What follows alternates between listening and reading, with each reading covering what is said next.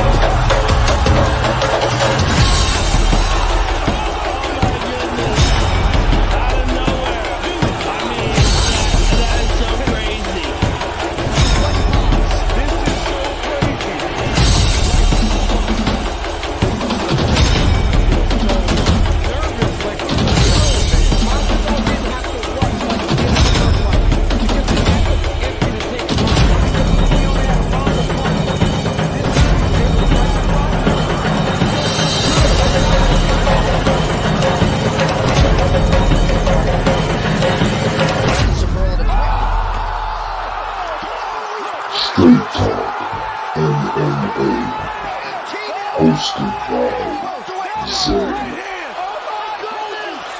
Bones, the MMA Brothers.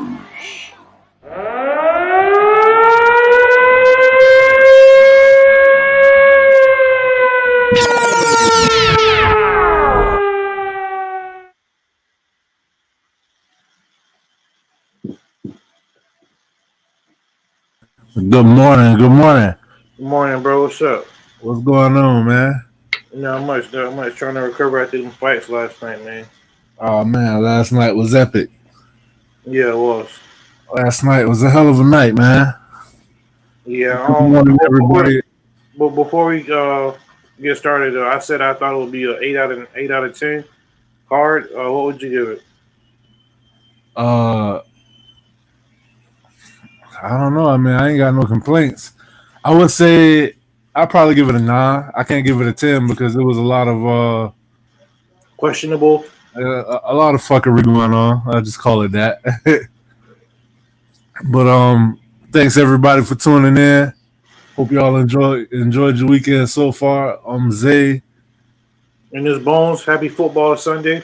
And we are the MMA Brothers, and we are here to bring you our review of a pretty loaded and entertaining card, which was called UFC 307 from the Delta Center in Utah. This was the third year in a row that the UFC came to Utah, and boy, they did not disappoint. Hey, man, they got to keep this Utah streak up. Whenever they go to Utah, the main event is always pretty good. Yeah, that was definitely a fight of the night, but so back at you. What would you say? What would you give this card? I would give it a 8 out of 10. I would stand on that. Some of the decision making kind of took away from it a little bit with the judges and everything, the refereeing, mostly the refereeing. But it was still a good card nonetheless, you know. And even though we only had, I believe we had one knockout, it was still a decent card though. Like I feel like for the most part, all the fighters they actually came to fight. You know, I didn't see like much quitting anybody or nothing like that. You know what I mean? Yeah, I feel you on that. 100%. I mean, I don't know. Let's just get right into it. All right, let's do it. So first bout of the night, welterweight bout, we had the Crusher, Court McGee, versus the Dirty Bird, Tim Means. This fight did not last long at all. Court McGee came in and was pretty straightforward and aggressive with his approach. He let his hands go. He was landing combinations. And then as soon as he got Tim Means worried about the combos and the striking, he got a takedown. Took his back fairly quickly, and got a neck crank, and that was it. It was a wrap. Yeah, this was disappointing for me. I picked Tim Means. You picked Court McGee. I thought Tim Means can keep it staring a little bit and use his striking a little bit.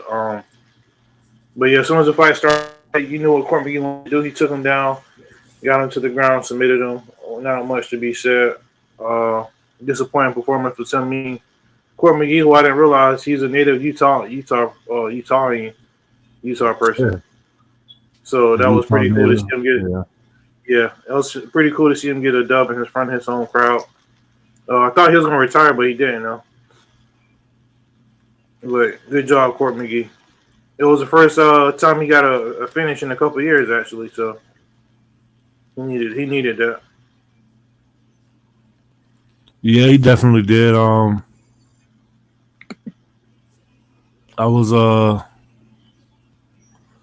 I can't say I was happy about it, but I mean, I was entertained, definitely, for sure. That was a good way to kick off the card. So next up, we had the Cookie Monster Carla Esparza in her retirement bout against a tiny tornado Tisha Torres or Tisha Pennington now.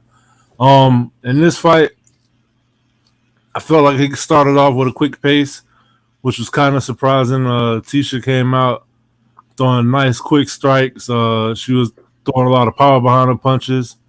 She ended up opening the cut on Carla's eye. But like probably with 2 minutes left in the first round, I remember Carla getting the takedown. When she took her down, she didn't get the controller right away because Pennington was throwing up kicks. She kind of hit her with maybe 2 or 3 of them. But I feel like that takedown came out of desperation because Tisha definitely hurt her on the feet. So that round ends. The second round was more of the same, except for I would say that Carla got the takedown a little bit earlier, and she was letting her hands go. I feel like she probably landed her best strike of the fight in the second round. She got the takedown and control, got a little ground and pound off. And then in the third round, I feel like Tisha definitely won the third round. She kept it standing, was able to hurt Carla. Carla got a takedown with probably 9 seconds left in the round. But that was one of Carla Esparza's most exciting fights. I will say that. She didn't get the W, but she did go out with like a performance that she can stand on and be proud of. And that was pretty much that. It seems like the commentary and everybody else thought the judges got this one wrong, but I thought they got it right. Yeah, I was going to ask you, like, I'm noticing a common thing in recent MMA where you can have 2 fighters, right? One fighter, the fight is standing for, like, I guess the first 3 minutes of the round, and fighter A is controlling the pace and popping the jabs and controlling the distance and getting the better of the fight. But then with 2 minutes left in the fight, fighter B takes the other fighter down, and people think that wins them the round. For me, it's basic math. You know, if one person is winning the fight for 3 minutes of the fight, other person gets to take down with 2 minutes left. I don't care if they control you or whatever. As long as they're not about to finish you or they don't do like no extensive damage, it should be common sense for fighter A to win that round because they have more control time, or they was winning the fight for the majority of the round. So I would just say not really control time. I would just say or duration. I would say damage first. Like who did the most damage? And Tisha was tagging her, bro. Like when the fight started, she was tagging her. So I don't understand how. I thought Carla was gonna get her ass whooped after watching that. I don't understand. You can give that first round to Carla. You know, I thought it was the right decision. A lot of people think that Carla won, but I thought it was the right decision. And the UFC did her some justice with a nice video package. Sometimes you don't respect. Well, for me anyway, I can't speak for nobody else, but sometimes I don't respect the fighter or appreciate them as much until like it's too late. Sometimes, you know. Carla, I think this is the kind of the case because I always kind of, you know, I wasn't really her biggest fan or whatever, but I must say that watching the video package and really putting her career in retrospect, being that she got the title twice, I do have respect for her. I put some respect on her name. And not just that, but she got some pretty nice skins on her wall too. Yes, you do. I feel like sometimes it's harder to appreciate a fighter fight by fight, but then when you look at their body of work, then it's easier to be like, yeah, you know what? Like maybe I was kind of not really sleeping. I mean, let's face it, she wasn't the most exciting fighter, but at the same time, she definitely made her mark on the industry, and she's a pioneer. And whenever you're the first at something, that's always a big deal too. She was the first champion in that division. So does that mean that Hall of Fame? not Yeah. oh yeah, definitely Hall of Famer. But does that mean that the females flyweight division, was that flyweight? I get the weight. What is it? Strawweight, flyweight, and Bantamweight. bantamweight. So the flyweight division was built on the back of Nico Montano, huh? That's a joke if I ever heard one. Anything else you want to add on this fight? No, I'm good. I'm good. This was a decent one. One thing I want to do, Tisha go was controlling a lot, like the leg kicks. I feel like judges don't really put a lot of stock in leg kicks. Another thing too I wanted to say was Tisha, when she got down on the ground, she did not be content with her positioning, and I feel like a lot of fighters need to take note of that. You know, a lot of fighters, they get taken down and they just stay there. You know what I'm saying? Right. When she was down there, she kept trying to move. So I like that a lot. Okay. Next up, we had Superman Ryan Spann versus Ovince St. Preux. This was real quick work. Ryan Spann pieced up OSP and subbed him with a high elbow guillotine. Not really much more to say to it. One of the shots that he caught him with spun him around. OSP got desperate, tried to shoot for the takedown, got caught with that ghillie for a split second. I thought, oh man, Ryan, don't let this guy take you there. I thought he was gonna jump it, but he didn't. And that was OSP's last fight on this contract. I'm pretty sure they're not gonna re-sign him. So they got no reason to be honest. Sayonara. You know, I'm not a huge OSP fan, but I am a fan. I feel like I'm probably out of everybody I know, I like OSP the most. You know what I'm saying? And that's not saying much. But I picked OSP to win this fight. It was kind of like I said before, Ryan Spann is a younger version of OSP in a way. I just feel like OSP can get the job done. Ryan Spann, his fight IQ isn't the best. They even spoke about that on the broadcast. He said himself that he's trying to be more consistent. The consistency. That's his thing, consistency. If he can get some consistency going, he can move up pretty hard in the division. I don't think he ever fight for a belt per se, but I think he can get like maybe a top 5 ranking or something like that, you know, because he got the talent, you know. Check out the knockout of Dominic Reyes, you know what I'm saying? Not much to say on this fight. Like you said, this is the last fight on OSP contract. You say you still want to fight, so he'll be fighting elsewhere. PFL, Eagle FC, something like that probably. That was quick work. And so already I was looking at this card like 3 fights, 2 finishes. We had a knockout in the first fight, a decision in the second fight, but that was actually that second fight was way more entertaining than I thought it would be. And I'm over here getting nervous because you getting some victories in on me. So yeah, and then I'm pretty, and I did pick the over 2.5 on I did pick the over 2.5 on the Esparza fight. I didn't touch this fight, but like I said, it was quick work. I love you, bro. Not cool. Huh? I said, Chris, I love you, bro, but not cool. Yeah.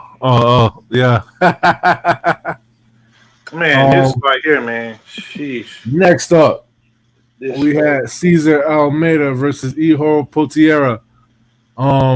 First round starts off. Cesar Almeida comes out, landing that body kick heavy. His attack was mostly to the lower body. He was doing body kicks, leg kicks. He kept hitting him with that body jab that you see from Poatan. Felt like he was setting him up for something high. He was really calm and poised. I loved the way he was switching stances. He had beautiful counters and he had really good takedown defense. He was pretty much just easing through that first round. In the second round, though, is when all the controversy came in. Ihor Potieria got poked in the eye 4 times. He got punched low. The referee looked lost. He didn't want to stop it for the first eye poke.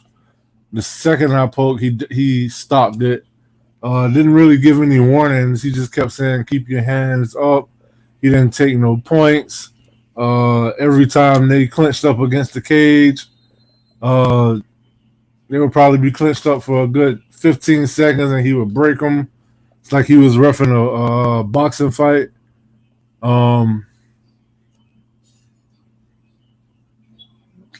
Ihor Potieria did get a takedown. I don't know if it was the end of the second round. I think it was the end of the second round. He got some ground and pound off. Sapase, you spelled it wrong, Chris. You forgot the K. But yeah, that was pretty much that. I mean, I feel like Potieria would have lost that fight regardless. The referee isn't the reason why he lost, but the referee definitely looked lost out there. He didn't know what he was doing.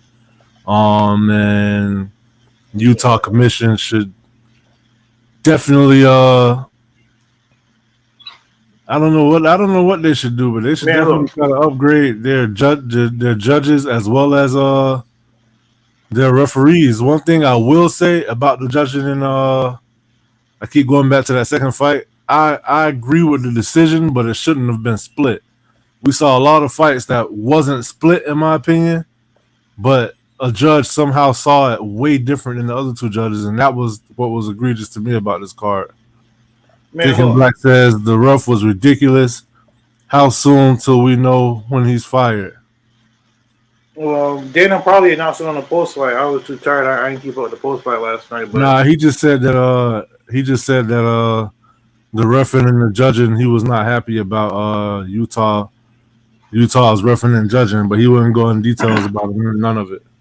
I know the UFC. I'm sorry, but the UFC don't pick the judges in the fights. That's left up to the commission of the judges and the refs, I should say. That's left up to the commissions of whatever state they're in. So, I'm gonna play devil's advocate, and I'm gonna say the referee played a huge factor in Potieria losing this fight. Granted, you can't say that Cesar Almeida's gonna win anyway, but I feel like that Ihor was so discouraged, bro. He was so discouraged from the referee making these egregious non-calls. He didn't take a point away, and he felt like, damn, like, what do I got to do to win this fight? You know, he got to finish the guy. You know what I'm saying? Which ain't easy. He what was it? 4 eye pokes and then a nut shot, and he didn't take not 1 point away. And there was a punch to the nuts at that. That was the crazy part. Like, bro, that's insane. I don't understand that. Chris and Thinking Black, tell me what y'all think. Do y'all think that the referee affected the outcome of this fight? Because if you ask me, in my opinion, I feel like Ihor was getting handled with ease until the referee, when he realized, okay, I got to beat the referee too. I feel like that kind of motivated him a little bit, if anything, because he turned up. Yeah, but he knew, bro. Like, there was nothing you can do to kind of win. He was at such a disadvantage. It's very unfair in my opinion. Skill-wise, you mean, right? No, I'm saying because you got to fight the fighter and you got to fight the ref. Yeah, bro. There's no way that he recovered completely from 4 eye pokes. There was no way that his vision had to be compromised. You know what I'm saying? One of them So was bad too.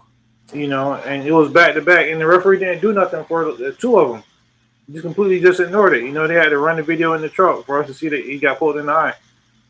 I ain't really got much more to say on this fight. The referee sucks. He should be fired, or he should be at least not, if not fired, put through training and reevaluated or something like that. Because I don't want to call for nobody's job. But go to John McCarthy's school of officiating or something like that. Mark Goddard do it too. Chris says the refs and judges were absolutely atrocious last night. So Chris, tell me what fight you think the judges got wrong. Travis Gaines, I agree with Bones. He was exhausted mentally after the first few. Thinking Black, I feel like it got to him and had a strong negative effect. Yeah, I feel like hey, and again, you said you don't see nothing special with Cesar Almeida. This is the second kickboxer that he fought who has never used grappling once in their career that decided to try to take him down. Yeah, I hear you. You feel me though, right? No, I don't feel you. I hear you. I don't feel you though. How far do you think you can go? Sky's the limit because I feel like with guys like him, huh? Go ahead. I feel like with guys like him who are new to mixed martial arts, I feel like they're gonna learn. They can make bigger gains in a shorter amount of time, whereas people who have been doing it for a long time, their improvements will be incremental. So I feel like the sky's the limit. One thing the commentary was off last night, in my opinion. One thing I didn't like was when they was making excuses for him, talking about, oh, he's used to wearing the kickboxing gloves, so in kickboxing you can keep your hands open. I never seen Pereira poke nobody not once. Yep, Izzy don't do it. Khalil Rountree, he's a big time Muay Thai fighter. He don't do it. Right, but Muay Thai, they don't have the big gloves either, though. So yeah. Anything more you got on this one, bro? Say it again. Anything more you got on this fight? And this egregious fight right here? No, sir. I feel like you think it was. I mean, that was egregious by the ref. But yeah, I'm biased. I admit I got some biases in there. Yeah. Yeah, of course. That's all that is. I know, but Bones is biased, man. Next up, we had Austin Thud Hubbard versus Alexander the Great Ape Hernandez.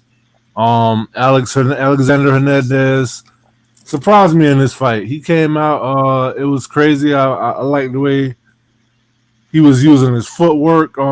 He was definitely the smaller fighter, but even as being a smaller fighter, I felt like he kept the fight kind of at a certain range. He had an extremely technical round 1 and 2. He had impressive takedown defense. He had Austin Hubbard chasing him as opposed to trying to cut him off. Hernandez definitely won round 1. I feel like he definitely won round 2. And then round 3, it turned into a brawl. He got caught with a couple spinning back kicks. And he almost got dropped a couple of times. But I'll give him props because I always say he come out looking good. And then he tends to fade.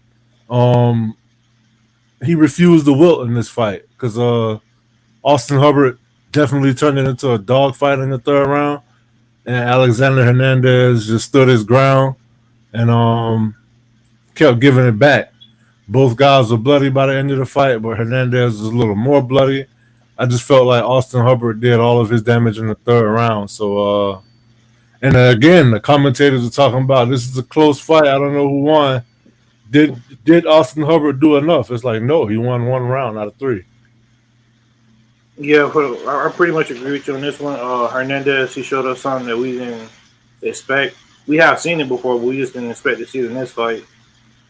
He's another fighter that battles with inconsistency a little bit. Ever since the Cowboy loss, he hasn't been the same. I thought Hubbard. Cowboys ain't lose yet. They're gonna lose later tonight. Oh man, we hate the Cowboys. You said the Cowboy lost. My bad. But I feel like Hubbard, I feel like he was going to be able to use his clinch work and take him down and just make it more of a gritty brawl kind of fight. Hernandez, he was able to use his combinations and he actually looked pretty good. He didn't wilt like you said he would. I thought he was going to wilt. Usually he tends to fade like in the third round. Like he'll win the first round, but by like the halfway mark of round number 2, you can see like his cardio starts to go down.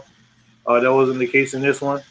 I don't know if this is first or second fight, but he does have a new training camp. So maybe that's helping him out. He's kind of like a new lease on life or whatever. But I picked Hubbard in this fight. I was wrong. We both picked Hubbard. We was wrong. Shout out to Hernandez. That was a good victory for him. I don't know where he goes from here, but Me either. Probably another fight that's not going to be in the top 15. He probably need one more win to like fight back up that high. I don't know how many more he got left from his contract either, but if he put up another performance like that, I would say definitely re-sign him. Next up, women's strawweight bout. We had Marina Rodriguez versus Yasmin Lucindo. This was a very entertaining fight. Lucindo's biggest test in the UFC.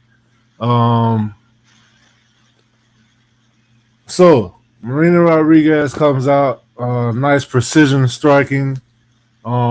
She definitely hurt Lucindo in the first round.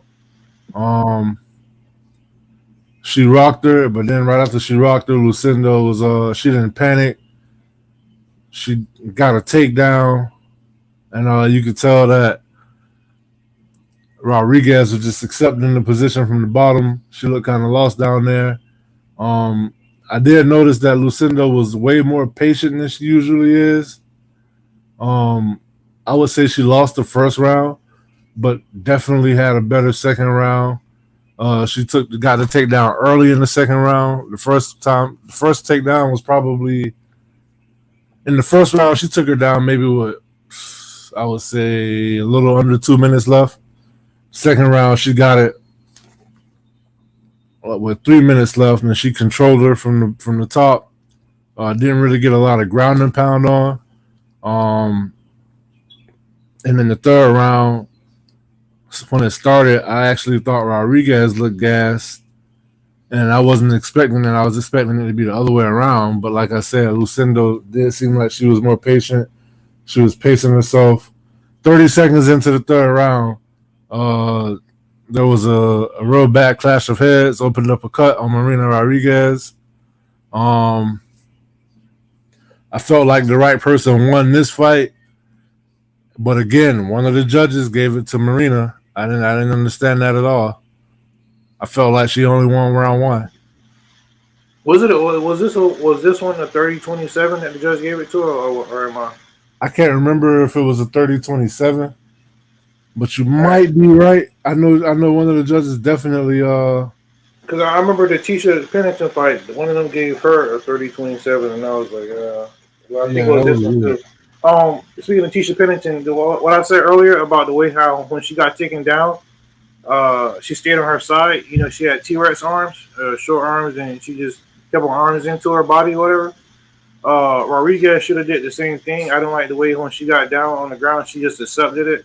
That's one of my pet peeves. When fighters accept being in somebody's guard, like you're not going to win anything by being in somebody's guard, unless you what's my boy name? Chris Duncan. And you get some shots from the bottom, but that's so rare.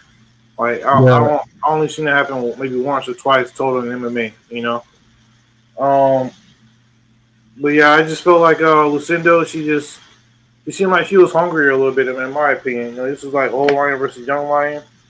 I feel like Rodriguez's experience or UFC savviness or UFC vet, I feel like she'll be able to squeak out a victory, but Lucindo, I feel like she just wanted it more, you know, and Rodriguez, she just subbed it being on the ground too much. I didn't like that. and I feel like that's crazy for somebody who's in the top 6 of the division. Yeah, bro. I don't know. It really bothers me. Up. Yeah. But props to Lucindo. She definitely earned the victory. It was a hard-fought fight. It was pretty entertaining, but I felt like it was obvious who won. Marina, like she wasn't fishing for underhooks at all. They kept stressing that on God damn. And it's a Vikings defense is for real. Yeah. Oh yeah. You should have started But them. yeah, they kept stressing that she wasn't going for underhooks, and yeah, she just looked lost down there. And I feel like it's too late in the game for her to try to close that gap and be a title contender. Yeah, that's embarrassing, honestly. Thinking Black says definitely would have been good to see more urgency. Exactly. Like she just accepted it, Next up, feature bout on the prelims. We had Stephen Wonderboy Thompson versus Joaquin Numansa Buckley. I'm gonna take this one, bro. Let me take this one. Go for it. All right. So I only seen this fight going one or two ways. Wonderboy kicking Buckley head off, or Buckley using his wrestling to just take down Stephen Thompson and control the fight for 3 minutes. Man, the fight started. My brother came over yesterday. Originally, I picked Wonderboy. My brother came over yesterday. We was watching the embedded series, and Buckley started talking about his wrestling, so I switched my pick in front of my brother to make it official. When the fight started, remember that. yeah, right. When the fight started, Buckley, I believe in the first round, he shot for like one takedown. He did get him down, and Wonderboy got back up. Throughout the second, especially the third round, Buckley started head hunting like crazy, and I'm like, Wonderboy, keep your distance, man. Like, I know you got that kick up in you, and he actually caught him with a head kick, but Buckley he blocked it, but it still kind of wobbled him just a little bit, It still staggered him, because that's just how powerful Wonderboy's kicks are. He kind of broke his guard a little bit, but he ate it. He just kept coming. And Buckley, he was just lunging, bro, like with these hooks and just lunging. And I'm like, Wonderboy, man, you got to be able to evade this and keep your karate stance and catch him with a hook. I mean, with a kick or something. But Buckley ended up catching Wonderboy up against the cage, and he just folded and just dropped. Mouthpiece got knocked out and everything. He followed up with one more shot. This is by far the biggest KO of his career. This is only the second time. I don't know, some fighters, you just can't picture them getting knocked out, and it's very rarely you see them get knocked out, and you see them fight so much. This is the second time I ever seen Wonderboy get put out. Pettis was the first one. But yeah, this is by far the biggest victory of Buckley's career. Wonderboy, I didn't realize she had so much gray hair, man. Like I didn't see that in interviews, nothing like that. But But a silver surfer out here, man. AWMD says sad Wonderboy lost. Yeah, it was. And Chris says Buckley laid out Wonderboy with a mean ass right hook. He really laid into it. He really laid into him like sheesh. Yeah, he was swinging for the fences. Outlaw 77 says Buckley. It turned out the proper way. He called out Usman after this fight, and I love that call out. I actually want to do a topic about that on the body shot. Does this call out of Usman, is it justified? Does that fight make sense? Is it a good fight? I like it. Go ahead, bro. Oh, man, he coming for all the old guard. I did not see Wonderboy getting knocked out, like he said, his second KO in his career. Do you remember who did it first? Yeah, I said Pettis. Okay. Yeah, with that. It was that weird Superman punch off fight against Cage. Hey, my brother. So yeah, man. It kind of hurt me to see Wonderboy go out like that, but at the same time, the way Buckley put everything into that shot, it was so Tyson-esque. He like threw his whole body into it. Usman, another old dude, Buckley smart. Yeah, man, you build your resume on the way up with all of the older guys. It's kind of how they tried to set up Jose Aldo his last couple fights. He just didn't get the memo that he the old guy. Yep, showtime. So yeah, man. I mean, you pretty much broke it down perfectly. It was no really better way to do it. What surprised me and what made me I was impressed with Buckley on the strength of, yeah, he was using his takedowns, but he didn't try to just predominantly use his lay and pray. And Stephen Thompson did look like he has improved getting up off of his back when he was taken down. But yeah, Buckley kind of shocked me. I didn't see him being able to, because that it wasn't just like a lucky one shot. He was actually connecting with shots in the second and third round, keeping it standing with Wonderboy. The way he was lunging in, he ate some head kicks. He definitely ate a couple of strong jabs. And I was surprised that he was able to keep that up for a full 3 rounds. I would like to see him go 5, especially at elevation. So shout out to Joaquin Buckley. I did pick him to win, but I felt like he was going to be more wrestling heavy. But he just mixed up his skills really good, and he got the win. You think it's over for Wonderboy? No, damn near. I'll put it this way: it's over as far as him being a top 10 contender. Over as far as he can't get no more dubs. No, he can still get some dubs in the division. I feel like, but he definitely didn't look 41. No, but he's now going to be put in that path where he's always going to have to be fighting the younger guys. Yeah, yep, he's going to be trying to put guys over, basically. Well, not trying to, but they're going to be putting him in the position to put guys over. And one thing you didn't mention that I thought was impressive, first 20 seconds of the first round, Buckley came and picked him up, took him to the sky, and slammed the shit out of him. I was like, God. Yeah, he did. He did. So now we get into our main card, pay-per-view portion of UFC 307. Chris says he will be a step for people to make a name out of. Exactly. Spot on, Chris Nico. We had Ketlin Vieira versus Kayla Harrison. I'm gonna let you take that one away too.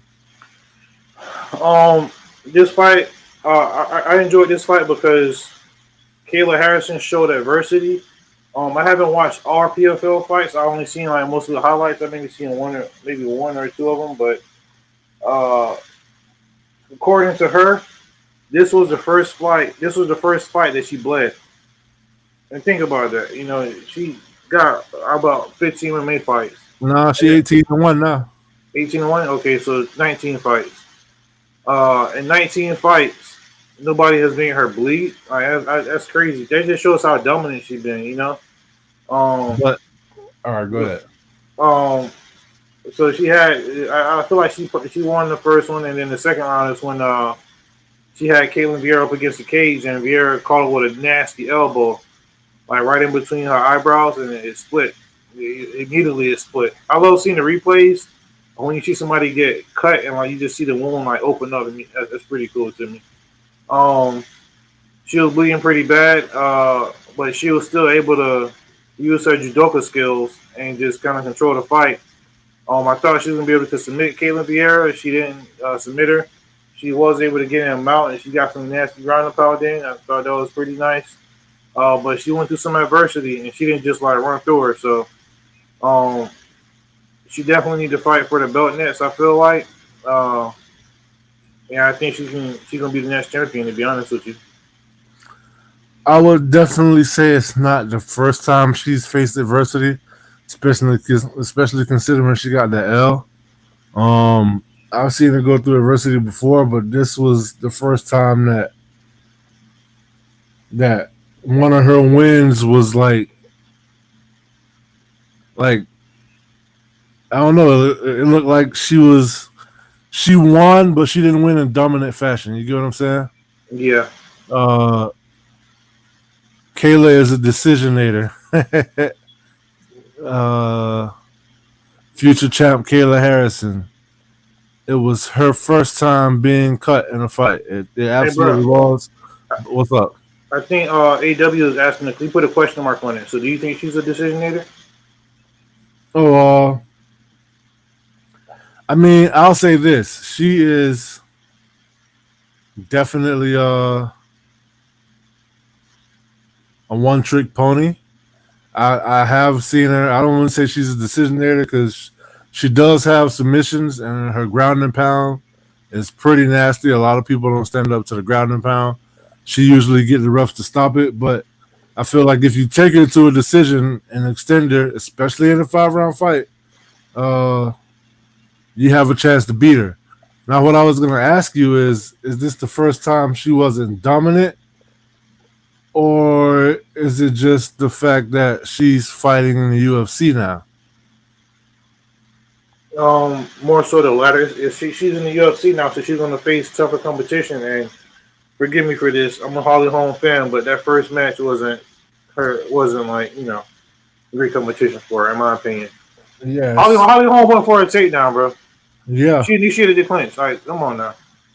But Caitlin Vieira was real tough, and I'm glad they didn't fast track her to the title and they gave her 2 fights first to get her feet wet, especially in this division. So I like that. Yeah, I felt like there was a strong chance that Caitlin could have won this fight. I didn't think that. I thought the odds were very skewed. I feel like people judge Kayla Harrison based off of her body of work, which is fair, but they don't realize that her body of work has been in the PFL. And by the way, did you see the anti-Kayla Harrison promo that the PFL dropped? No, I would like to see it. What did they say? They were just pretty much kind of like shitting on her after she helped build that organization. They were calling her boring and overrated and hyped up. Yeah, that's messed up. Yeah. Real quick to AW point. Out of her 18 victories, she has 13 finishes. So I want to say she's a decision maker. But yeah, I thought the right person won this fight, but I felt like Kayla won the first round, but she didn't win it by much. That takedown at the end kind of like edged the round for her. But if it wasn't for that takedown at the end of that round, where she got off some ground and pound, yeah, I feel like she would have lost that fight 2-1, and she didn't look that impressive. And it makes you realize that she is definitely beatable by whoever wins the main event, co-main event. All right, 2 things real quick. I said that if Pena won, she's going to avoid Kayla Harrison because she's going to want to fight Amanda Nunes. And number 2, my brother pointed out last night that Kayla Harrison, she has one way to the takedown. It was like an overhand and then single leg, correct? Yep. Like that's the only way she'll grab you and get a body clinch and do judo throws, but as far as shooting for a takedown, it's the overhand single leg. Very predictable. Yep. Christopher Morales says no PFL is a sinking ship that nobody watches, but somehow it's still afloat. Yeah, I'm definitely watching that PFL pay-per-view coming up. Next up, very uneventful fight. We had a middleweight bout between Roman Dolidze and Kevin the Trailblazer Holland. This fight started off, Kevin Holland was piecing up Roman Dolidze, nice, clean, crisp, quick strikes. It was obvious he was the faster guy. He was using his range pretty well. Roman Dolidze got tired of it and went for the takedown. He got the takedown, got on top of Kevin Holland. Kevin Holland was being pretty defensive from his back. He tried to go for an arm bar and ended up popping the rib. And that was pretty much it from there. Yeah, out of the round. I feel like Roman Dolidze should have got a TKO in that position, but Kevin Holland still made it out of the round. I'm not even sure Dolidze even was aware of the injury or that Kevin Holland was hurt, but his corner stopped in between rounds, and that was that. You're saying you feel like Roman Dolidze should have TKO'd Kevin Holland when he was in Mount, right? Yeah, I feel like he should have, and I feel like he should have been aware of, there's an injury, something's wrong. You get what I'm saying? Yeah. Bro, I don't know what it is, but I'm becoming less and less of a Roman fan. One thing I did like, though, and I do respect, was if you watch the Embedded series, well, every other fighter is traveling or getting off the plane in the airport or in the hotel or doing media day or doing this and doing that. This Georgian guy was in the mountains the whole time in Utah. And it got to a point where, you keep in mind, this is over a week's period of time, too. So he's literally out there by himself, no coaches, no training partners. He got the camera crew following him. And he got so deep into the Utah mountains that the camera crew stopped following him and they didn't want to go no more. And that's his pre-fight little thing, I guess, for this count. I thought that was pretty interesting. Kevin Holland should have destroyed this guy. I don't want to call it luck, but he got lucky. This is a fluky victory to me because Kevin Holland, if he didn't pop his ribs out, he would have reversed that position, and it would have been a whole nother game. You know what I'm saying? He don't want to see Kevin Holland on the feet. I feel like he can't get submitted by Kevin Holland on the ground, but shit happens in MMA. And like you said, bro, even when he broke his ribs, he was in full mount. He could have finished that fight. He should have. I agree with you 100% on that. Because Kevin Holland was so compromised. And it's like sitting at home, we knew something was wrong with him. I didn't know exactly what it was, but I know Kevin Holland tough, and the way he yelled out, I knew something was up. Chrissy, I thought the fight maybe stopped because Holland actually pointed at the injury when he stood up. Yeah, and his corner actually stopped the fight. Kevin Holland was saying he was going to try to keep going, but I respect the corner, save the fighter from himself. And it should be the fighter's decision all the time in positions like that because they're warriors, they're gladiators, they're going to continue for the most part, Right. So good job by the corner. Really, I feel like the referee should have just stopped the fight, to be honest with you. Being that his rib was broken. But he'll always the broken rib or the cartilage popped or what it is. All MD says Kev is good. He's just not motivated anymore. I would disagree with that because he was definitely winning that fight. And even when he was on bottom, you could tell he wasn't looking for a way out. And then even with the pop rib, he was still questioning if he should go back in and continue to fight. He didn't tap. He could have tapped if he wasn't motivated. Like, he had the guy on top of you, sitting on you while your rib is broke or cracked or whatever the case may be. That was the perfect time to tap if you wanted a way out. So I would say that he's motivated.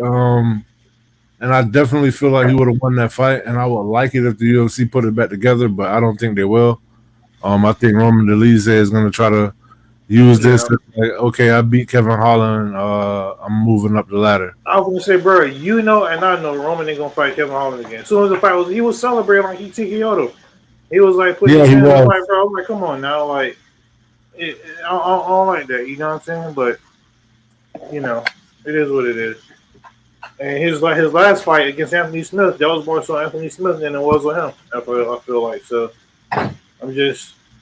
But once you get it in your mind that you don't like a fighter, then everything they do, you minimize it. You said me personally? Yeah. Yeah, that is true. by his bones, man. Yeah, that's what a good corner is for. I definitely agree. Wouldn't want to expose it if you're gonna continue. Yeah, I was thinking the same thing when he got up and pointed to his rib.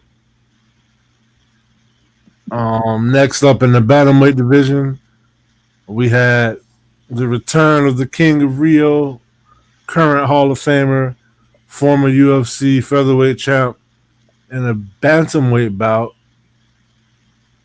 Jose Aldo versus Mario Batista. I thought Mario Bautista won the first round. I thought Jose Aldo was winning the second round. He started putting his foot on the gas a lot more. The strikes was crisp. You could tell Bautista was faster, and he was landing. He was landing his own shots, like on combos and whatnot. But when every time Aldo hit him, you can see the effect, like it would push him back. Aldo opened up a cut on Bautista's eye, and from being honest, I missed probably from the middle of the second round until a minute left in the third. So I can't give much more input than that. But from what I was hearing, seemed like Bautista kept pushing him up against the cage and was just holding them there.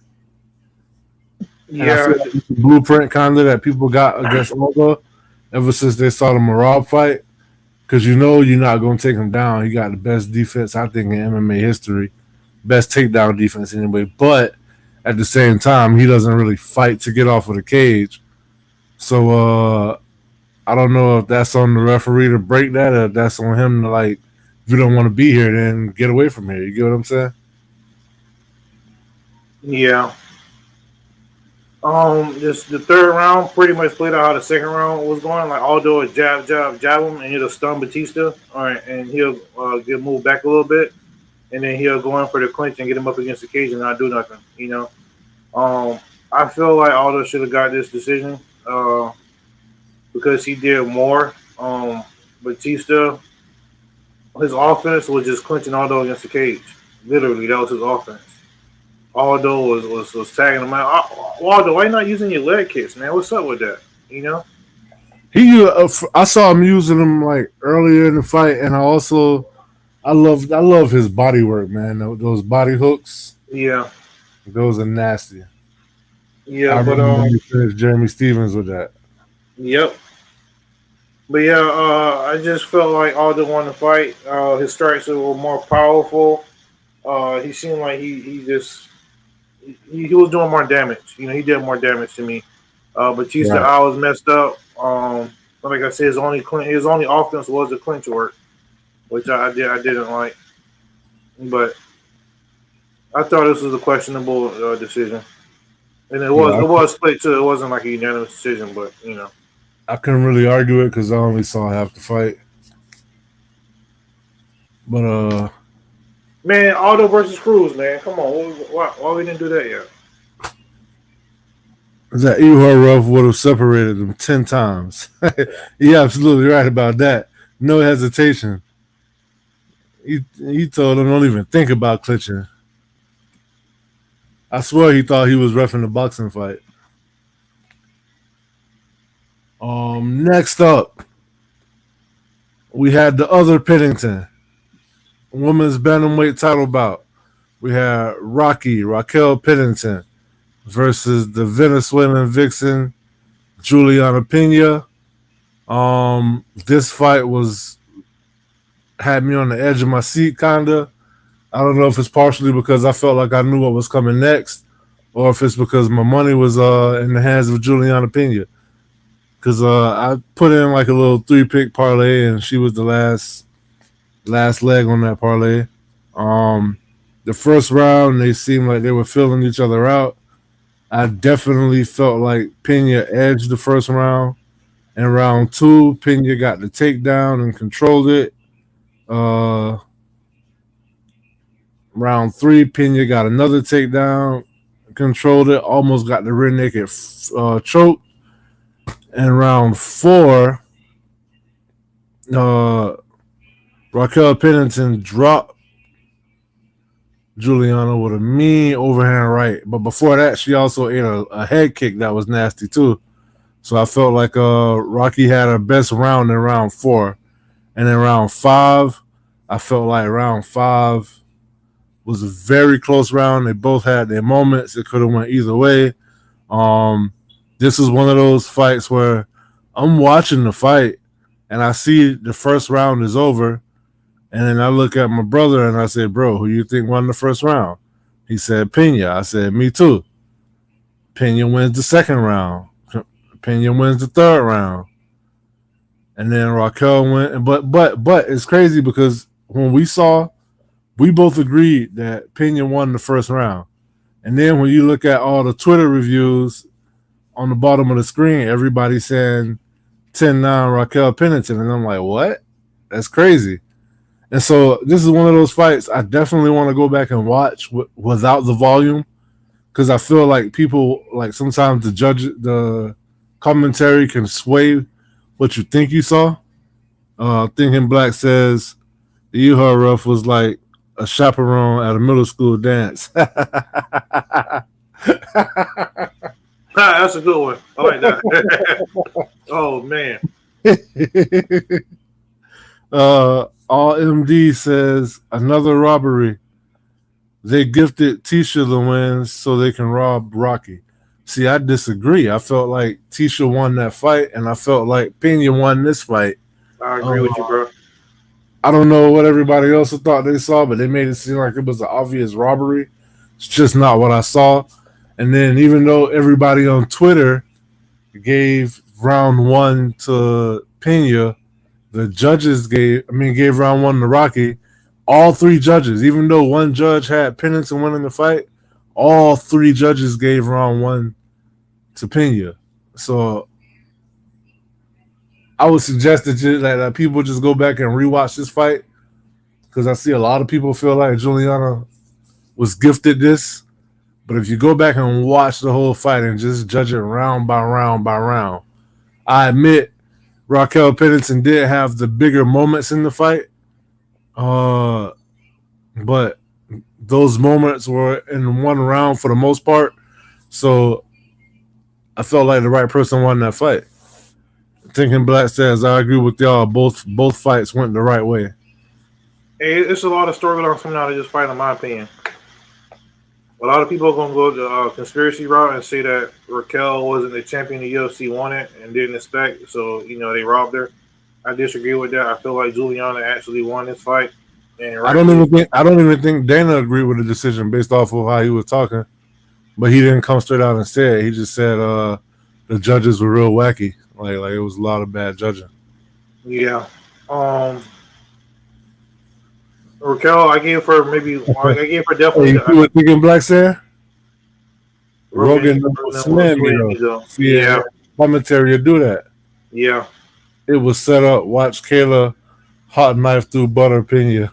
Hey, next.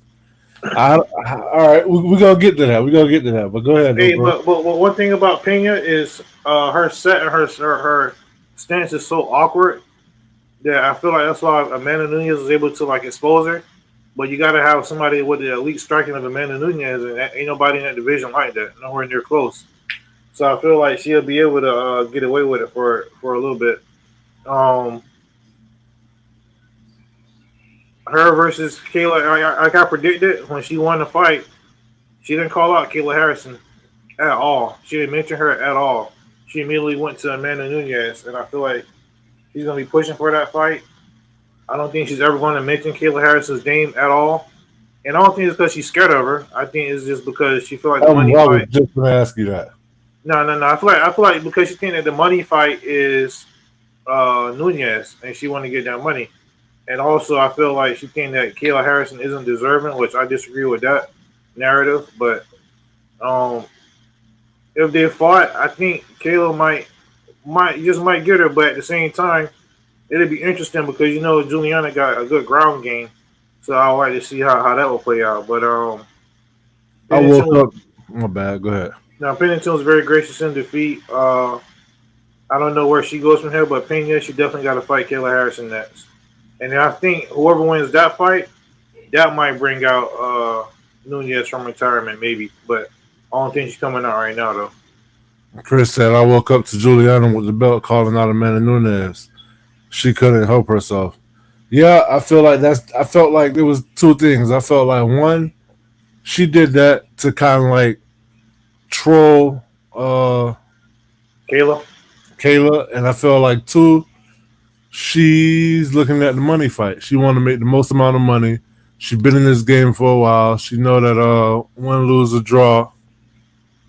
She know that win, lose, or draw, Amanda Nunes is going to be a big payday, and they are 1-1. People forget about that. So let's just say I don't know what's more dominant, beating somebody ass for 25 minutes or not being able to because you made them tap. So they are 1-1. Everybody keep that in mind.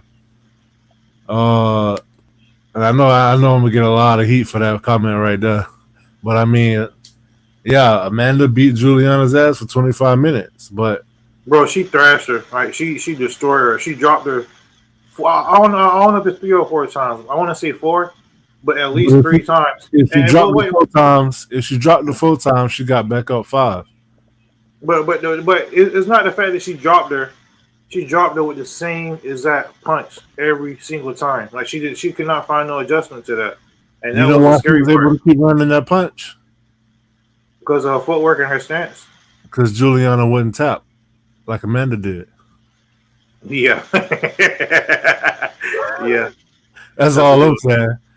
That's all Yeah, I'm saying. I got you. I got you. And I'm not an Amanda Nunes hater at all. Before y'all come at me with that, I'm just saying, I would rather make somebody tap out than beat their ass for 25 minutes. Hey, although remember when you met Usman before you fought Kobe Covington? What did he tell you? He told me I want to beat his ass for 4.5 minutes and then make him tap or knock him out. And he did exactly that too. And he beat his ass for 4.5 minutes and he knocked him out. All right. Any more thoughts on this fight, bro? Yeah. So I was listening to Chael Sonnen after the fight when he was talking to Anthony Smith, and he said that he felt like from one person with the gift of gab to another, he feels like he said that he was pulling for Pena. He's a friend of Pena, and so he was biased. But with that being said, he felt like Raquel Pennington won the fight, and it kind of threw me. Because it's like, I don't know, it's weird. Like, it made me want to go watch it again myself. But also, he said he felt like it was obvious that Juliana Pena knows she's not going to get the Amanda fight, but that she was trolling Kayla Harrison. He was saying that the same thing happened to Marab when O'Malley won his belt. I mean, when O'Malley beat I'm so bad with names right now. When O'Malley beat Cheetah, he called out Topuria. Topuria while O'Malley was sitting right there.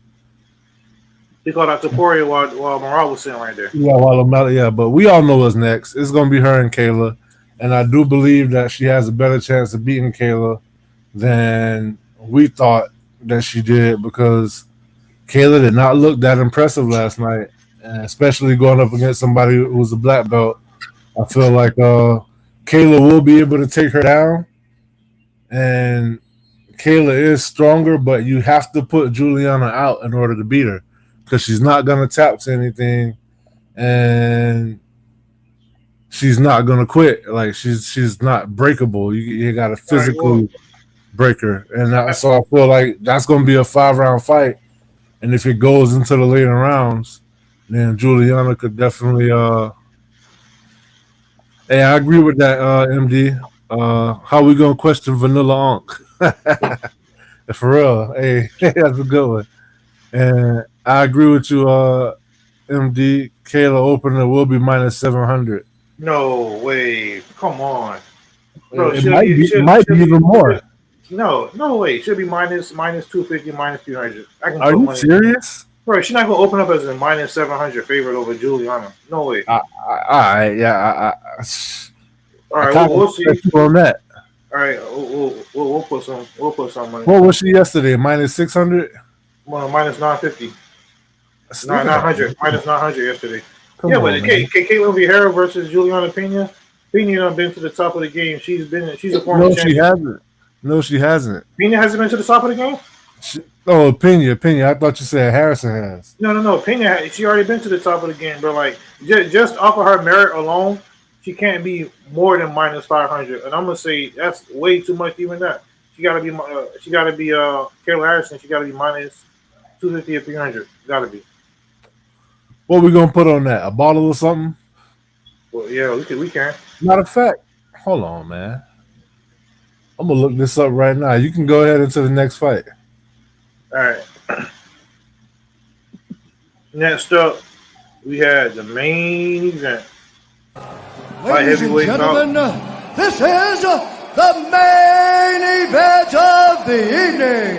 And now, it's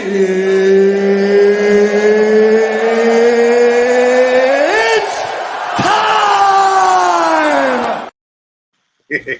Appreciate that. Khalil Ranchi Jr. versus Poetine. Poetine has the best walkout in MMA history, man. Just the trauma music. Period, point blank. And then him coming out with that plotting stance, and then with the arrow. Oh, and then the stare down. It's amazing. Boom. Go ahead, bro. So, I'm gonna start off with this fight. I was trying to look up what the opening odds are right now, but Pena plus 525, and she has the belt. Plus 5. Okay, I said 300. I said it shouldn't be no more than 500. So what you think that put Kayla at then? Kayla should be minus 500 or 525, right? Nah, she's probably gonna be plus. She's gonna be minus 700, somewhere around there. I'm telling you, bro, it's not surprising at all. And what I am going to do is I'm gonna take my winnings from yesterday, and I'm gonna just sprinkle a little something on Pena, just because I feel like she definitely has a chance to win that fight. Yes, you do. But back to this fight, man. Yeah, like you said, Poatan has the best walkout in combat sports. They said that last night. I definitely agree. They only said it after we said it. Yeah. I knew that Khalil Roundtree was going to bring it. He did. Khalil Roundtree got a hell of a story. I was actually rooting for him. And I usually don't go against Poatan, but Poatan's stare downs are almost just as exciting as his fights. Because he got that. I mean, we talk about it every time we come on the show and we do a Poatan fight. He's just looking straight through you. He don't blink, stone faced, and he brings that same intensity out of his opponent because you almost have to stare back down at him out of self defense. Yes, exactly. Like he's not gonna make me look like I'm scared. Yep. So Khalil Roundtree came. Actually, Poatan came out immediately and tried to like a flying, almost like Fabricio Verdun, Travis Brown, with the kick straight to the face to start the round off, and then Khalil Roundtree was at him. He was obviously the faster guy. He had equal power. I think the one thing that kind of hindered him a little bit was his like the size differential. I feel like he wasn't really throwing long enough combos to connect the way he wanted to, because I feel like a lot of his offense was either scraping or barely connecting. It wasn't connecting clean. Although he did he hit him a lot on the shoulders too. I feel like Khalil Roundtree being left-handed was giving Pereira some problems. Pereira was consistent with his calf kicks, but Roundtree wasn't checking them at first, and then he started checking them, but after a while that leg was toast. I feel like that leg was toast by like mid-second round, but he just showed the heart of a warrior, heart of a lion. He brought the fight to Poatan. Poatan kept trying to get him with that head kick. I feel like the first time he saw it good enough to duck it. The second time he was anticipating. Well, every time after that, he started anticipating it. And one time, Poatan went for a question mark kick, and he kind of ducked the question mark kick and caught him with a mean hook, but he didn't catch him close. Hurt Poatan. He dropped to his knees a little bit. Another time he caught the kick and Poatan spun out and kind of went down to his hands. And Khalil Roundtree had a clear chance to wrap him up and take him down, but he stuck to his word, said no takedowns here. And he literally went toe-to-toe with the monster. And towards the end of the third round, Poatan just started picking him apart. That jab started connecting. That leg was even more toast. Roundtree was getting tired. And then in the beginning of the fourth round, it was just all going to hell for him. He ate that left hook that Poatan got at least multiple times. I can't even count how many times, but it didn't put him down like it does most men. This is the second person that Poatan has finished that he didn't put to sleep. I feel like Is he being a person, right? yeah, Izzy is the other one. I feel like Khalil didn't really he didn't really it's like his Wait, body just hold couldn't on. take it anymore. He kind of just succumbed to his injuries. His eye was looked like it was hanging on by a thread. His nose was busted up. I felt like he came into the fight with a cut on his nose that he probably got in training camp or something like that. And when Alex had him up against the cage, I kept calling for the body shots because he was trying to finish him. He was throwing flying knees, throwing hooks, throwing uppercuts. And it's like, just go to the body, go to the body. Yeah, Poatan Chinny narrative is way overblown. I agree with you 100%. Poatan was eating head kicks. He was eating left hook. Bro, He that was was a eating nasty overhead. head kick. Yeah, Huh? that was a nasty head kick that he ate. Yeah, injuries and altitude. Yeah, man. Yeah, it all just came crashing down on him. I feel like everything came crashing down on Khalil at once. Once Poatan went to the body when he had him up against the cage, he hit him with a body shot, like left hook, right hook, uppercut. The uppercut was just icing on the cake. I feel like the body shots is really what did it. But shout out to Khalil Roundtree, man. For everybody who said he didn't deserve to be here, definitely proved them wrong. He is the first person that you ever saw stand toe to toe with Poatan and show no fear. I'm not gonna say he didn't respect the power, but he didn't care about it. You get what I'm saying?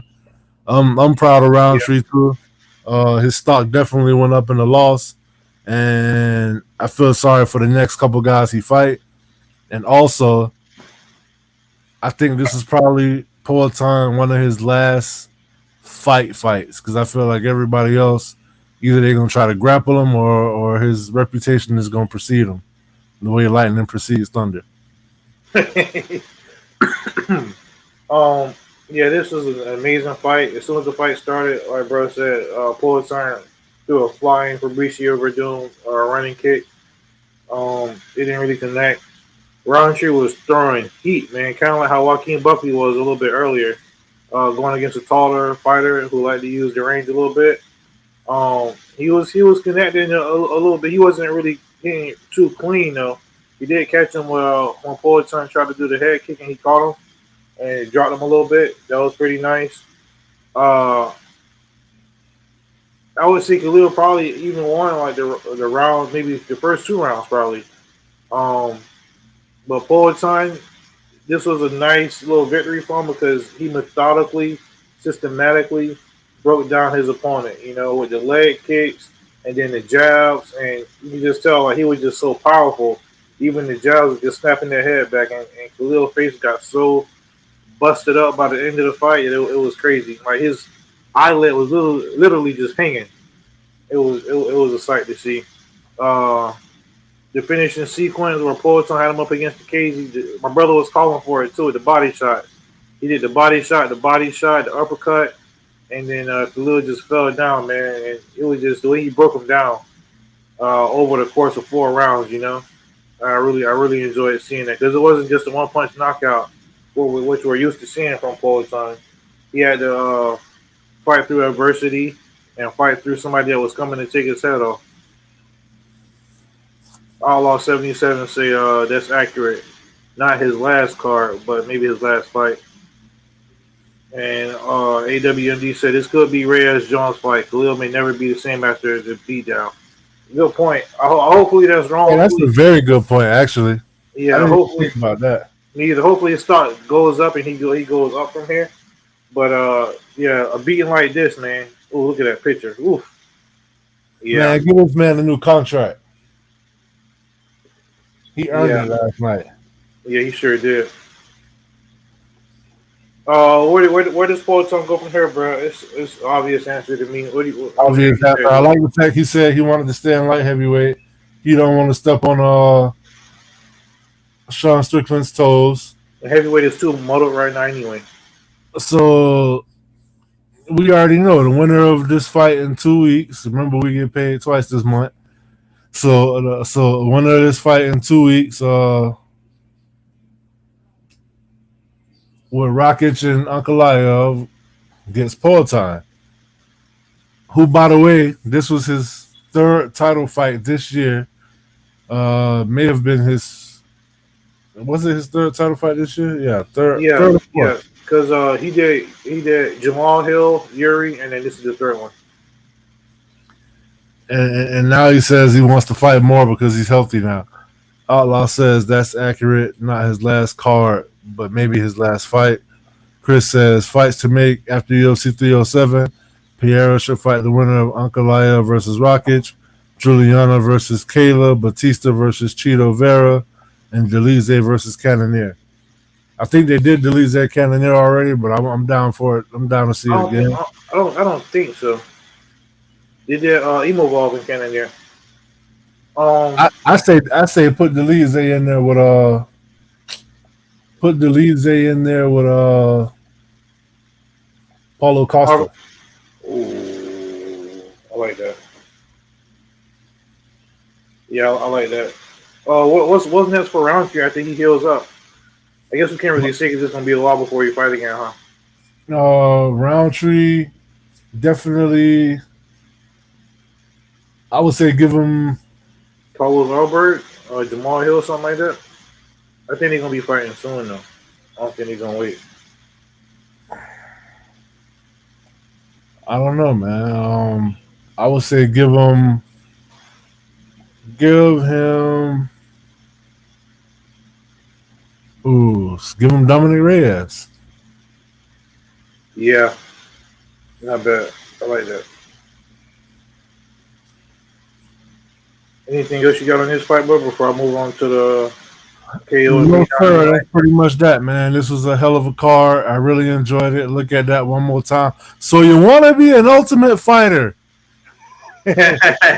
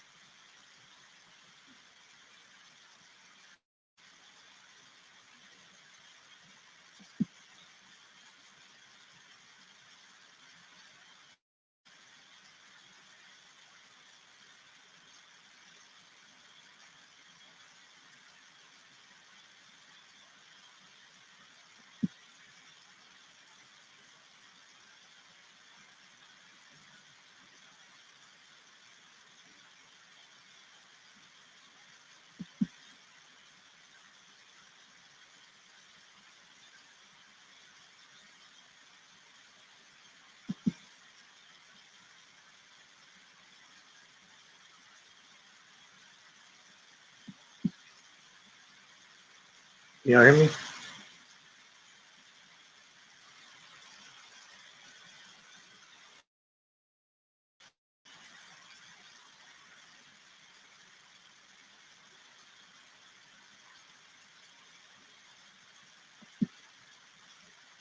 All right, so we're gonna do the KO of the night and the beatdown of the night. All right, so starting off for KO of the night, it was an obvious one. Buckley puts Wonder Boy out cold. Nobody's seen this coming. If it was gonna be a knockout, we all thought it was gonna be Wonder Boy. If you look at the top left corner, that was one shot, and then he finished him with the shot that's next to it with the right hook. It put him out cold, and you can see the finishing picture where Wonder Boy is laying on the ground. He's out. Yeah, you can see how he put his whole body into that, and obviously, those two shots after weren't necessary. But I'm not too upset with it. He could have had to walk off, but the referee was kind of late to get there. Yeah. Yeah, this was the only KO of the night, really. Well, yeah, pure KO, I would say. And the beat down of the night. So I don't know if you got to these comments. I fell off for a second. No, I didn't. Go ahead. Christopher Trevor said, "So you really want this guy to fight after this?" Damn Yes, right. we do, Trevor. Yes, we do. If you saw the fight, you would be demanding an encore. Just like we said, his stock went up after this fight. Like he's in a position now, like that earned him money in the future. Like he's in a position now where he can probably make more money than he ever made. And I'm pretty sure last night was his biggest payday. I would like to see the numbers on the pay per view. All MD say Tyra versus Royval next week. Who you boys got? We're gonna talk about that after we finish this one. Okay, Chris says third title fight this year, which equals all of Khabib's title defenses. So does this put him in the GOAT Hey, talk? my boy Chris, that's what I'm talking about. Yeah, I know you ate that one up. Man, Khabib, man, one of the most overrated MMA fighters in the history of the game, man. I feel like you can't compare him to Khabib. Like it's not even like. All right, I would say this: take Khabib out of the equation and just look at Pereira's body of work. Period. This is what his 10th or 11th MMA fight. And out of those 11 fights, 8 of them have been against former champions, or maybe 9 of them have been against former champions. 8 or 9 have been against former champions. Probably 6 of them have been title fights. 2 weight class champion in 11 fights. Definitely a Hall of Famer. Definitely a Hall of Famer. You can definitely start talking about him as the GOAT. Only thing is, he hasn't done it as long as guys like John Jones. He hasn't done it as long as somebody like Amanda Nunes. That kind of makes him more of a GOAT in a way because he done it so quick. Like, bro, he did it quick, but I'm saying like as far as the longevity, yeah. I get you. I want to make something clear too. These pictures that you see before I was here was over the course of a round and a half. Yeah. Because Khalil Roundtree won round 1, won round 2, and he won the first half of round 3. It wasn't until the latter half of round 3 and round 4 that all his damage was done. Yeah, man. So it's the beatdown of the night, not because he got his ass kicked through the whole fight, but when it started going downhill, it went downhill fast. And that's the perfect header on it. Poatan systematically destroys Roundtree. He definitely said that his fight IQ was going to get him through this fight. I feel like the leg kicks were an extremely pivotal part of Roundtree's destruction because they were consistent, and at one point you realize Khalil had no more spring in that leg, that lead leg, and I feel like that Muay Thai style is what puts it like he's heavy on that front leg. So, and just as much damage was done to his head and his body, just as much damage was done to his legs too, because he was limping too. So he got like all parts of his body is hurting right now. His legs, his ribs, his body, his face, his eyes, his nose, everything. And Poatan telegraphs nothing. Keeps his hands down. You don't see the shoulders move before anything comes. You don't know what's coming. You don't know where it's coming from. Yeah. It's just amazing. Beautiful to watch. By far, well, not by far, but I definitely think he has become the UFC's biggest star at this moment. Yeah, I think so too. But you know what you're gonna get every time you get him, and he's, hey, this guy pulled out. You want to fight? Yeah, he'll do it. Chama. All right, bro. So for next week's fight, Royval and Tatsuro Taira. Yeah, Tyra, who you got? I'm gonna go Tyra for the simple fact that Royval has shown that when he's taken down, he can be there and just he won't he'll kind of accept it too. He has a good jiu-jitsu game off of his back, but as far as getting back up, I feel like Tyra can kind of ground him out. When it comes to the hands, I give the edge to Royval definitely. As we watch Aaron Rodgers struggle to get back to his Yeah, feet. I'm watching it now. Don't laugh. Don't laugh. I knew this was coming though. I knew this was gonna happen in this game for the way he got beat up last week, and he going against this defense. And I feel like he got like a little extra dramatic with it. Oh, that is Like he bro. just took a Bret Hart backbreaker the way he was on his toes. And but hey, bro, his leg been back though. Oh snap! I didn't see that. Look, Hopefully he pull a Baker Mayfield and walk right back out there. But he ain't no spring chicken, so. We all can't have tough quarterbacks like Baker Mayfield. We all can't have tough quarterbacks like Baker Mayfield, you know? But yeah, I would go Tyra, but that's a really interesting fight. I could see it going either way, but if I had to pick and I couldn't just sit here and straddle the fence, I would go Tyra. Yeah, I feel like it's better for the UFC if Tyra win, because if Royval win, I don't think he can get another title shot against the current champion, because they fought 2 or 3 times already. I told you. Yeah, I'm gonna just straight up pick Tyro. I think he's gonna do what he got to do to win. He's gonna wrestle him, and he's gonna get the dub. I think he's a star in the making. He's a future title contender. I don't know if I'm gonna say champion, but he's a future title contender. He has the wrestling, and he also has knockout power. So I think that's gonna take him a good way. Bad Blood suck. Hey Chris, tune in Wednesday to Wrestling with Reality. They're gonna do the Bad Blood review. We can talk all about it.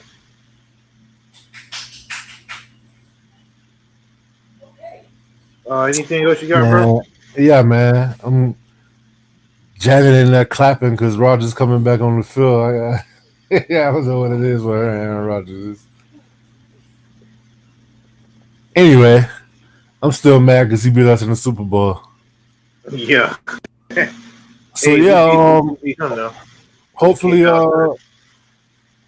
we can get together and try to knock out like at least 2 episodes of Body Shot this weekend coming up. So we could keep some content coming out for y'all. Next pay-per-view is in 2 weeks. UFC 308 will be in Abu Dhabi. Next early start time. Ilya Taporia, 2 p.m. main card start time. So y'all keep that in mind because it is in Abu Dhabi. And thank you, but excellent breakdown, fellas. Yeah, we appreciate that. It's the Jersey thing. I didn't even know he was from Jersey, but no, yeah, okay. I got you. Come back to this channel later on today, 4:25, Dolphin Deep Dive. We will be talking about the current happenings in the NFL. It'll be immediately after the Dolphins game today. I can't remember who they play. The Cardinals? No, I don't play the Cardinals. We got the Patriots. Patriots. That's a very winnable game for the Dolphins. I know they're struggling right now. Patriots are struggling right now. It's a division game. Anything can happen in these division games. Let's go, Buffalo! Let's go, Buffalo. That is the only team in that division that I like a little bit. Like at all. It's not even saying that I like them a little bit, but that I like at all. Like every team in that division I can't stand for some reason. I don't hate the Dolphins as much as you do, but you know. Yeah. Patriots, I just hate them for obvious reasons. I don't know nobody that like the Patriots except for their fans, but yeah, that should be a pretty interesting game. I know both teams don't have the best record right now with the Dolphins and the Patriots, but I mean, it's a rivalry game, and I actually feel like the Dolphins can win that to try to hold on to their playoff hopes until Tua come back. But yeah, tune in to that. Like and subscribe on the channel, AWMD. We appreciate you stopping by. Like, subscribe. It really helps the channel out a lot. And I'm sure you can find more things on this channel that you really enjoy. Wrestling, MMA, politics, religion, Man Talk Monday, all kind of topics on here. Therapy sessions, everything. I just want to say one last thing before I go. I know it's hard for y'all Dolphin fans out there. Y'all haven't even won nothing since '72. I feel like all y'all Dolphin fans, y'all might as well just jump on the Tampa Bay bandwagon because we represent Florida the most out of all three teams. You know, in my lifetime, we done got 2 rings. No, they're ignorant. That's ignorant. In their lifetime, they got 2 rings. They got 1, I think. And see, this is the thing. I'm gonna just say this, and then I'm gonna leave it at that. As far as the whole football talk thing, Dolphins, you're funny to me because when it goes good to okay, your hopes and expectations are way up here. But then when it comes to a little adversity, then they go way down there. It's like you can't just be even kill. You got to be on the edge with the rope around your neck or on your way to the best party in the world. It's no in between with y'all. Don't give up, man. Team struggle. That's what happened, man. Like, it ain't about how you start. It's about how you finish. Stop turning the game off in the third quarter. Stop walking out of the stadium in the third quarter. Stick that shit out, man. You feel me? Like, I know y'all real fans because y'all been riding with them for a while. So just, you feel me? Sometimes, I had to watch us get our ass whooped 40-something to 10 by San Fran last year. I knew that game was over in the second quarter, but I stayed to the clock, said all zeros. So just ride it out, man. Ride it out. It make it that much better when you win. And these are words of wisdom from the MMA brothers. And with that being said, we will see y'all at 425. Peace. Peace.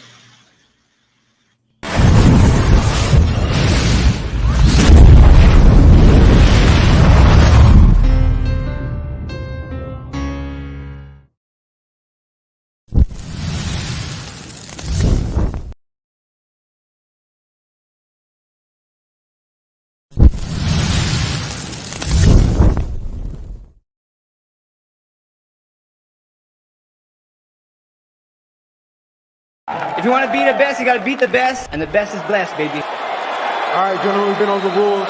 Protect yourself at all times. Follow my instructions. Keep it clean. Touch gloves if you wish. Let's do it.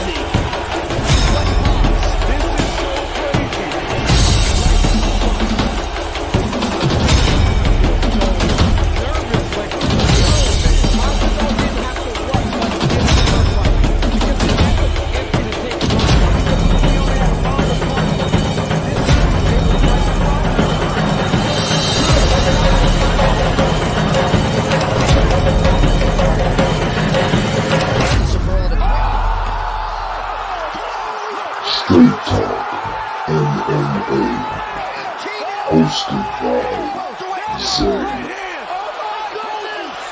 Bones, the MMA Brothers.